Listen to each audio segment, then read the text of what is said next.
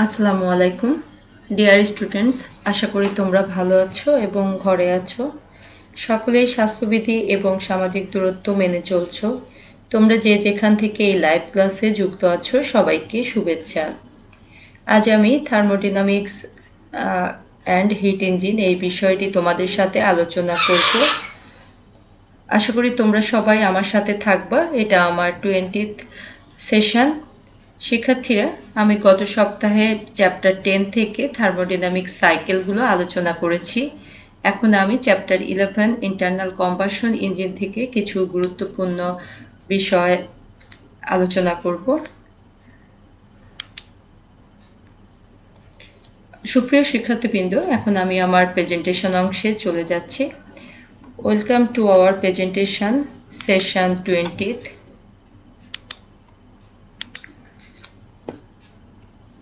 Thermodynamics and Heat Engine 67061, 6th semester Mechanical Department, presented by Engineer Jannatul Firdausi, Chief Instructor Mechanical, Kumilla Polytechnic Institute.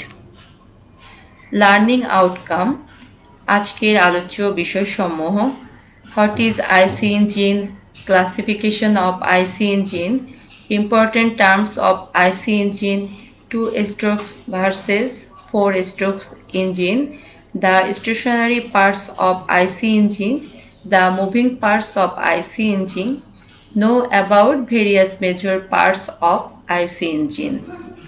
Chapter 11 Internal Combustion Engines. IC engine বা অন্তর্দহন engine. প্রথমেই আমরা দেখব engine কি।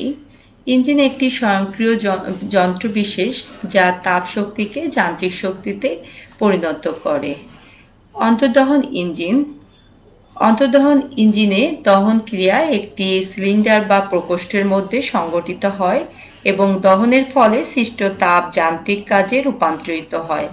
অর্থাৎ যে ইঞ্জিনের অন্তর্দেশে জ্বালানি দহনের ফলে উৎপন্ন তাপ শক্তি যান্ত্রিক শক্তিতে রূপান্তরিত হয় তাকে অন্তর্দহন ইঞ্জিন বা আইসি ইঞ্জিন বলে। উদাহরণস্বরূপ পেট্রোল ইঞ্জিন একটি অন্তর্দহন ইঞ্জিন, কারণ বাতাস ও পেট্রোলের মিশ্রণ ইঞ্জিন সিলিন্ডারের মধ্যে দহনের ফলে উৎপন্ন তাপ শক্তি হতে যান্ত্রিক শক্তি পাওয়া যায়। পেট্রোল ইঞ্জিন ও ডিজেল ইঞ্জিন হলো রেসিপ্রোকেটিং অন্তর্দহন ইঞ্জিন। এছাড়া গ্যাস টারবাইন ও জেট ইঞ্জিন অন্তর্দহন ইঞ্জিনের আওতাভুক্ত। অন্তর্দহন ইঞ্জিনে তরল ও গ্যাসীয় উভয় প্রকারের জ্বালানি ব্যবহার করা হয়। বর্তমানে এরোপ্লেনে গ্যাস টারবাইন ও জেট ইঞ্জিন ব্যাপক হারে ব্যবহৃত হচ্ছে। শিক্ষার্থীরা, রেসিপ্রোকেটিং অন্তর্দহন ইঞ্জিন বিভিন্ন ক্ষেত্রে ব্যবহৃত হয়, যেমন ট্রাক, বাস, ট্রাক্টরে, জাহাজ ও রেলগাড়িতে, স্কুটার ও মোটরসাইকেলে এবং পাম্প চালাতে। অন্তর্দহন ইঞ্জিনের শ্রেণীবিভাগ। Classification of IC engine. জ্বালানি ব্যবহার অনুসারে অন্তর্দহন ইঞ্জিনকে 3 ভাগে ভাগ করা হয়েছে: পেট্রোল বা gasoline engine, diesel engine, gas engine. প্রজ্বলন পদ্ধতি অনুসারে spark ignition engine, conventional, battery magneto, অন্যান্য পদ্ধতি, আরেকটা কম্প্রেশন ইগনিশন ইঞ্জিন। চক্র সম্পাদনকারী প্রয়োজনীয় স্ট্রোকের সংখ্যা অনুসারে 2 ভাগে ভাগ করা হয়েছে: 2 স্ট্রোক ইঞ্জিন, 4 স্ট্রোক ইঞ্জিন। তাপ গতিশীল চক্রিক প্রক্রিয়া অনুসারে 3 ভাগে ভাগ করা হয়েছে: অটো চক্র ইঞ্জিন বা অটো সাইকেল ইঞ্জিন, ডিজেল চক্র ইঞ্জিন, ডিজেল সাইকেল ইঞ্জিন, দ্বিপ্রজ্বলন চক্র ইঞ্জিন বা ডুয়াল সাইকেল ইঞ্জিন। ইঞ্জিনের গতি অনুসারে 3 ভাগে ভাগ করা যায়: নিম্ন গতির ইঞ্জিন 500 আরপিএম পর্যন্ত থাকবে, মধ্যম গতির ইঞ্জিন 1000 আরপিএম পর্যন্ত, উচ্চ গতির ইঞ্জিন 1000 এর ঊর্ধ্বে। ইঞ্জিন ঠান্ডা করার পদ্ধতি অনুসারে air cooled engine, water cooled engine, oil cooled engine. শিক্ষার্থীরা, ফুয়েল ইনজেকশনের পদ্ধতি অনুসারে আবার আমরা 3 ভাগে ভাগ করতে পারি: carburettor type engine, air injection engine, airless বা সলিড ইনজেকশন ইঞ্জিন। সিলিন্ডারের সংখ্যা অনুসারে 2 ভাগে ভাগ করা যায়: এক সিলিন্ডার বিশিষ্ট ইঞ্জিন এবং বহু সিলিন্ডার বিশিষ্ট ইঞ্জিন। ভালভ বা পোর্ট ডিজাইন অনুসারে ভাগ করা যায় poppet valve, rotary valve, reed valve, piston control porting এর উপর। ভালভের অবস্থান অনুসারে আবার কয়েকটা ভাগে ভাগ করা হয়েছে। টি হেড ইঞ্জিন, এল হেড বা side valve engine, F head engine, I head বা ইনলাইন ইঞ্জিন। একে আবার ভাগ করা হয়েছে ওভারহেড ভালভ, ওভারহেড ক্যাম অনুসারে। ইঞ্জিন সিলিন্ডার সজ্জিত করার বিন্যাস অনুসারে কয়েকটি ভাগে ভাগ করা হয়েছে। Vertical engine, horizontal engine, V engine, radial engine, opposed cylinder engine, opposed piston engine. শিক্ষার্থীরা, আশা করি তোমরা বুঝতে পারছো। যদি কারো কোনো প্রশ্ন থাকে তাহলে কমেন্টসে জানাতে পারো। অন্তর্দহন ইঞ্জিন সংক্রান্ত গুরুত্বপূর্ণ কিছু বিষয় আমরা আলোচনা করব। Bore, stroke, TDC, BDC, clearance volume, swept volume, সংকোচন অনুপাত। শিক্ষার্থীরা, এখন আমি অন্তর্দহন ইঞ্জিন সংক্রান্ত গুরুত্বপূর্ণ শব্দসমূহ সম্পর্কে বিস্তারিত আলোচনা করছি। সিলিন্ডার বোর, ইঞ্জিন সিলিন্ডারের ভেতরের ব্যাসকে বোর বলে। স্ট্রোক দৈর্ঘ্য, টপ ডেড সেন্টার বা ইনার ডেড সেন্টার হতে বটম ডেড সেন্টার বা আউটার ডেড সেন্টার পর্যন্ত সিলিন্ডারের ভিতরে পিস্টন গমনাগমনের দূরত্বকে স্ট্রোক দৈর্ঘ্য বলে। ক্লিয়ারেন্স ভলিউম, ভার্টিক্যাল ইঞ্জিনের টিডিসি এবং হরাইজন্টাল ইঞ্জিনের ইনার ডেড সেন্টারে পিস্টন অবস্থানকালে পিস্টনের উপরে সিলিন্ডারের যে ফাঁকা আয়তন থাকে তাকে ক্লিয়ারেন্স ভলিউম বলে। ক্লিয়ারেন্স ভলিউমের মধ্যে কখনোই পিস্টন প্রবেশ করে না। সোয়েপ্ট ভলিউম, সিলিন্ডারের মধ্যে পিস্টনের একটি স্ট্রোকে অতিক্রান্ত আয়তনকে সোয়েপ্ট ভলিউম বা পিস্টন ডিসপ্লেসমেন্ট বলে। গাণিতিকভাবে এটা সিলিন্ডারের প্রস্থচ্ছেদের ক্ষেত্রফল ও স্ট্রোকের দৈর্ঘ্যের গুণফলের সমান। বহু সিলিন্ডার ইঞ্জিনের পিস্টন ডিসপ্লেসমেন্ট সমান সমান এ এল কে আমরা বলতে পারি। এখানে এ সিলিন্ডারের প্রস্থচ্ছেদের ক্ষেত্রফল, এল স্ট্রোকের দৈর্ঘ্য, কে সিলিন্ডারের সংখ্যা। অর্থাৎ এই সূত্র থেকে আমরা প্রাপ্ত আয়তনকে ইঞ্জিন সিলিন্ডারের ডিসপ্লেসমেন্ট বা ইঞ্জিনের ক্যাপাসিটিও বলে থাকি। মোট আয়তন, total cylinder volume, clearance volume এবং সোয়েপ্ট ভলিউমের যোগফলকে মোট আয়তন বা টোটাল ভলিউম বলে। সংকোচন অনুপাত বা কম্প্রেশন রেশিও, টোটাল ভলিউম ও ক্লিয়ারেন্স ভলিউমের অনুপাতকে সংকোচন অনুপাত বলে। অন্যভাবে আমরা বলতে পারি পিস্টন বিডিসি বা ওডিসি তে থাকাকালীন আয়তন এবং টিডিসি বা আইডিসি তে থাকাকালীন আয়তন, এই দুইয়ের অনুপাতকে সংকোচন অনুপাত বা কম্প্রেশন রেশিও বলে। গাণিতিকভাবে আমরা বলতে পারি compression ratio r equal to VS plus VC ভাগ ভিসি। এখানে VS equal to swept volume, VC equal to clearance volume, আর সংকোচন অনুপাত VS plus VC equal to total cylinder volume. শিক্ষার্থীরা, চিত্রে আমরা অন্তর্দহন ইঞ্জিনের পিস্টন সিলিন্ডার অ্যারেঞ্জমেন্টের TDC, BDC, connecting rod, crankshaft ইত্যাদি দেখতে পাচ্ছি। চিত্রে দেখো তোমরা, এই অংশকে আমরা বলছি বোর, পুরো অংশটা সিলিন্ডার, এটাকে বলছি আমরা পিস্টন, আইডিসি, ওডিসি, এই অবস্থানটাকে আমরা বলছি সোয়েপ্ট ভলিউম ভিএস, এই অংশকে আমরা বলছি ক্লিয়ারেন্স ভলিউম ভিসি,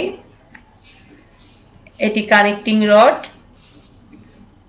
এই অংশটি ক্রাঙ্ক রেডিয়াস, এখান থেকে এই পর্যন্ত অবস্থানকে আমরা বলছি স্ট্রোক লেন্থ।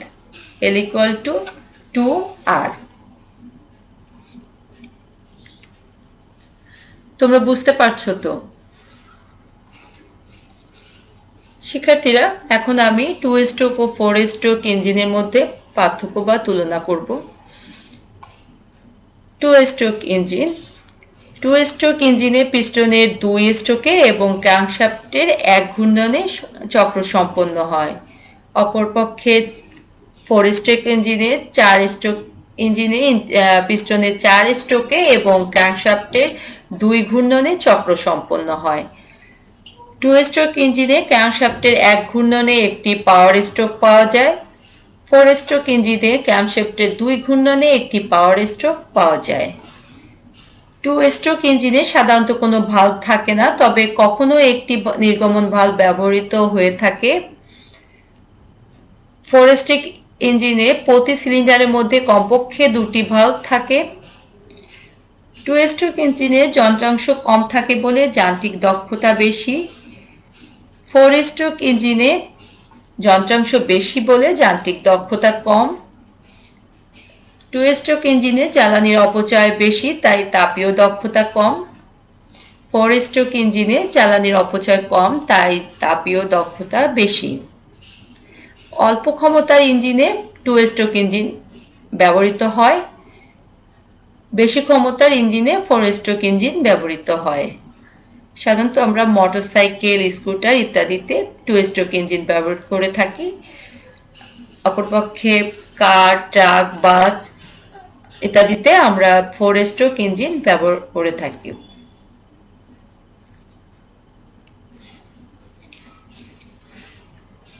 আইসি ইঞ্জিনের প্রধান নিশ্চল অঙ্গসমূহ। The stationary parts of IC engine. চিত্রে আমরা আইসি ইঞ্জিনের বিভিন্ন অংশ দেখতে পাচ্ছি। এখন আমরা দেখি আইসি ইঞ্জিনের প্রধান নিশ্চল অঙ্গসমূহ কি কি। 1 cylinder block, 2 cylinder liner, 3 cylinder head, crankcase, oil pan, bearing, gasket, manifold, muffler. এই অংশসমূহকে আমরা প্রধান নিশ্চল অঙ্গসমূহ বা মেইন স্টেশনারি পার্টস বলে থাকি। শিক্ষার্থীরা, আইসি ইঞ্জিনের প্রধান সচল অঙ্গসমূহ। The moving parts of IC engine. Piston, piston ring, piston pin, connecting rod, crankshaft, camshaft, flywheel, valve এবং ভালভ মেকানিজম। এগুলো সবই সচল অঙ্গসমূহ বা moving parts of IC engine.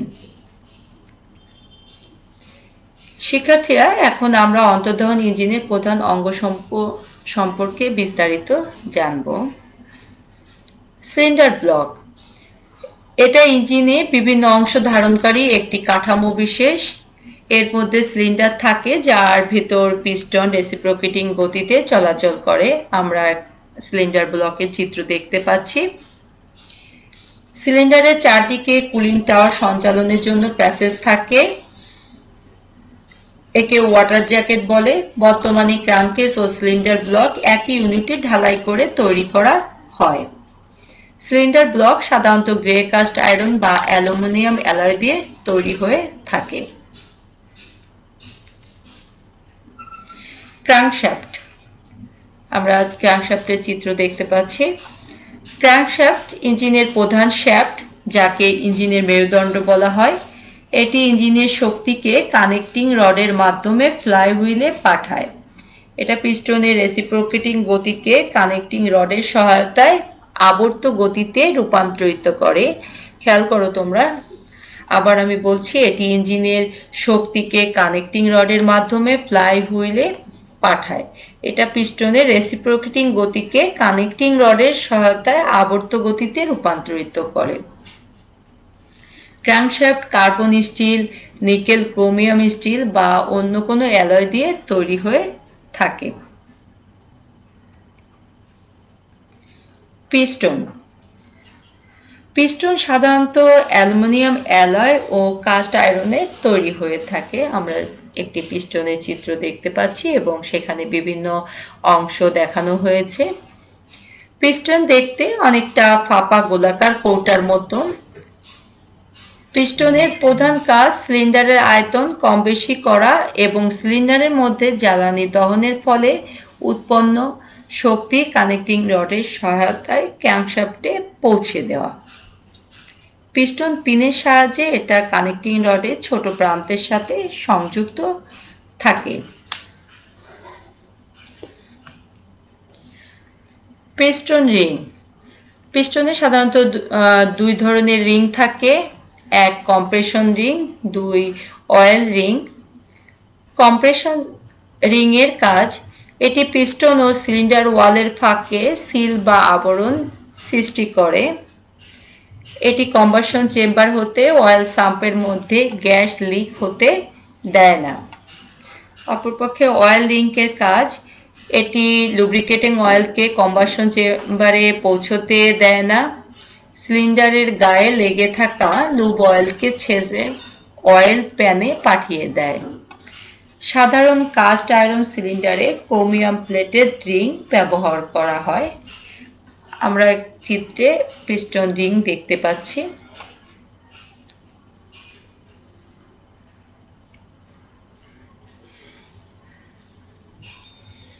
Camshaft. ক্যামশ্যাফটের সাহায্যে ইঞ্জিনের আবর্ত গতিকে রৈখিক গতিতে রূপান্তরিত করা যায়। পেট্রোল ইঞ্জিনের ফুয়েল পাম্প ও ইগনিশন ডিস্ট্রিবিউটর এবং ডিজেল ইঞ্জিনের লো প্রেসার পাম্প ক্যামশ্যাফট দিয়ে পরিচালিত হয়। ক্র্যাঙ্কশ্যাফটের সাথে গিয়ার বা চেইন স্প্রোকেটের সাহায্যে সংযোগ করা থাকে। ক্র্যাঙ্কশ্যাফটের ঘূর্ণন গতি ক্র্যাঙ্কশ্যাফটের ঘূর্ণন গতির অর্ধেক, অর্থাৎ ক্র্যাঙ্কশ্যাফট দুবার ঘুরলে ক্র্যাঙ্কশ্যাফট একবার ঘোরে। Cylinder liner. দেখো এখানে সিলিন্ডার লাইনারের চিত্র দেওয়া আছে। সিলিন্ডারের মধ্যে পৃথকভাবে ভিন্ন ধাতু দিয়ে তৈরি যে বিশেষ চৌম্ব ব্যবহৃত হয় তাকে সিলিন্ডার লাইনার বলে। সিলিন্ডার দীর্ঘদিন ব্যবহারের ফলে অত্যাধিক ক্ষয়প্রাপ্ত হলে সম্পূর্ণ ব্লক বদলাতে হয়, যার কারণে অনেক আর্থিক ক্ষতির সম্মুখীন হতে হয়। এ কারণে সিলিন্ডারে আলাদা লাইনার ব্যবহার করলে ক্ষয়প্রাপ্ত পুরাতনটি বদলিয়ে নতুন লাইনার ব্যবহার করা যায়। এতে করে আর্থিক সাশ্রয় হয় এবং ইঞ্জিন ব্লকের আয়ু বৃদ্ধি পায়। সিলিন্ডার লাইনার দু প্রকার, dry liner, wet liner. Cylinder liner materials সাধারণত কাস্ট আয়রন, নিকেল এবং ক্রোমিয়াম অ্যালয় ব্যবহার করা হয়। সিলিন্ডার ব্লক ম্যাটেরিয়াল অ্যালুমিনিয়াম অথবা কাস্ট আয়রন। ড্রাই লাইনার বলতে আমরা কি বুঝি? এটি পরোক্ষভাবে পানির প্রবাহের সাথে জড়িত। এর উপরের দিকে ফ্লেঞ্চ থাকে এবং এতে কোনো রাবার রিং থাকে না। এর বহিরাংশে সূক্ষ্ম মাপের প্রয়োজন হয়। ড্রাই লাইনারকে সহজে বদল করা যায় না। এর বহির্ভাগকে মসৃণ করে ইঞ্জিন ব্লকের মধ্যে সঠিকভাবে লাগাতে বিশেষ টুলসের প্রয়োজন হয়।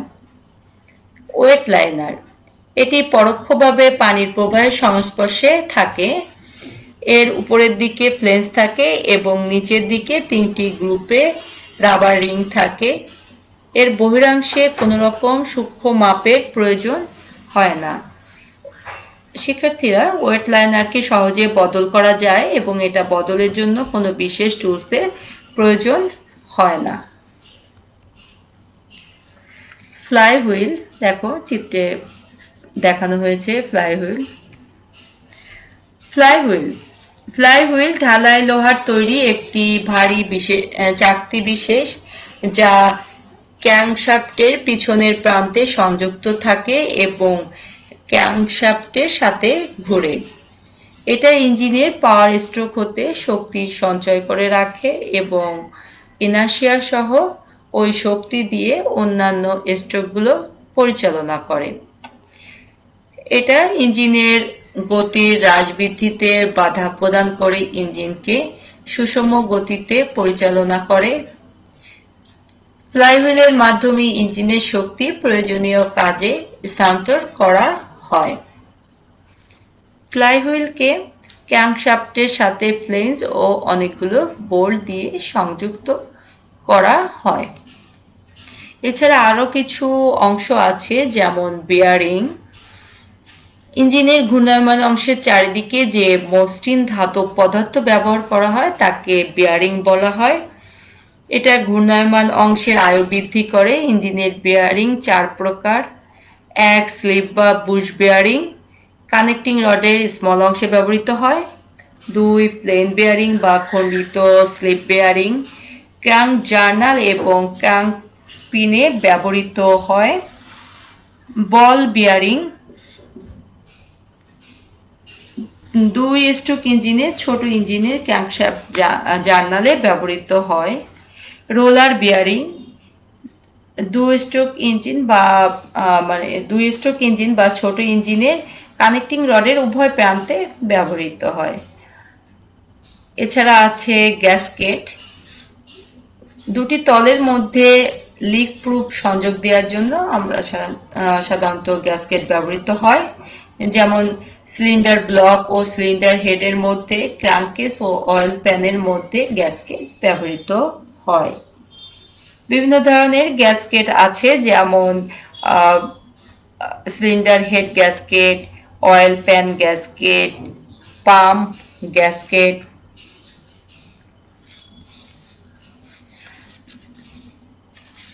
শিক্ষার্থীরা, আশা করি তোমরা এতক্ষণ আমার সাথে লাইভ ক্লাসে যুক্ত ছিলে। আজকের আলোচ্য বিষয় থেকে আমি তোমাদের কিছু হোমওয়ার্ক দিচ্ছি। 1 আইসি ইঞ্জিনের প্রধান নিশ্চল অঙ্গসমূহের নাম লেখো।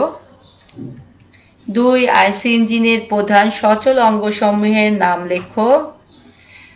2 স্ট্রোক ও 4 স্ট্রোক ইঞ্জিনের মধ্যে 4টি পার্থক্য লেখো। ওয়েট লাইনার ও ড্রাই লাইনারের মধ্যে 5টি পার্থক্য লেখো। ফ্লাইহুইলের কাজ কি? একটি ইঞ্জিনের পিস্টন সিলিন্ডার অ্যারেঞ্জমেন্ট অঙ্কন করে টিডিসি, বিডিসি, কানেক্টিং রড ও ক্র্যাঙ্কশ্যাফট দেখাও। ক্লিয়ারেন্স ভলিউম কাকে বলে? এই হোমওয়ার্কগুলো পূর্বের ন্যায় তোমরা খাতায় লিখে ফেলবা। এর প্রত্যেকটি আমি আজকে ক্লাসে আলোচনা করেছি। শিক্ষার্থীরা, আমি আজ যে বিষয়সমূহ আলোচনা করেছি সেগুলো নিশ্চয়ই তোমরা বুঝতে পেরেছো। এগুলো তোমরা বাসায় চিত্র দেখে বুঝে পড়বা। আগামী ক্লাসে আমি পরবর্তী চ্যাপ্টারগুলো থেকে আরো কিছু বিষয় নিয়ে আলোচনা করব।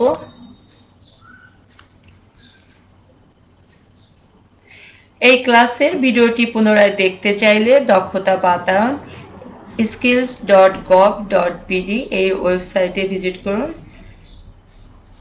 আগামী ক্লাসে আবারও দেখা হবে। সবাই ভালো থেকো, বাসায় মনোযোগ দিয়ে লেখাপড়া করো। আমরা সবাই স্বাস্থ্যবিধি মেনে চলবো এবং সামাজিক দূরত্ব বজায় রাখবো। প্রয়োজন ছাড়া ঘরের বাইরে যাব না। প্রয়োজনে বাইরে গেলে মাস্ক ব্যবহার করব। এখানেই শেষ করছি। Thanks to all.